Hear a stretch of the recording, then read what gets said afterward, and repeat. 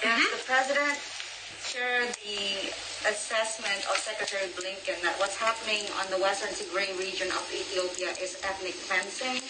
Does the President have any specific view on the particular role of Prime Minister Abiy in this conflict? And is the U.S. considering any kind of action beyond urging the Ethiopian government to stop sending their forces?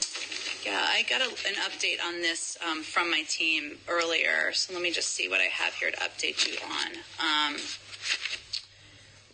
So the administration has repeatedly engaged the Ethiopian government on the importance of ending the violence, ensuring unhindered humanitarian access, and allowing a full, independent international investigation into all reports of human rights abuses. As you noted, Secretary of State Blinken has spoken to the Ethiopian Prime Minister twice to emphasize the United States' concern about the humanitarian and human rights crisis we're seeing.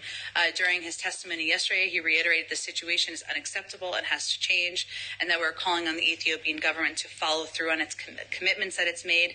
And also at the UN Security Council, Ambassador Linda Thomas-Greenfield has reaffirmed U.S. commitment to working bilaterally and multilaterally to help secure an end to the violence. So the President is deeply concerned, highly engaged on this issue. He recognizes that we have very active ongoing efforts by our diplomats to try to move this forward to a better place, including getting humanitarian aid workers in with full access. And of course, he remains in touch and working closely with his Secretary of State.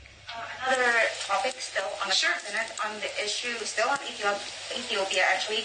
The Trump administration was very much engaged in mediating the conflict between Ethiopia, Egypt, and Sudan on the issue of the Nile Dam. Is the Biden administration willing to continue mediation process as has been requested by by Sudan and Egypt? I would send you to the State Department. They'd be more directly involved at this stage. One more African question. Okay.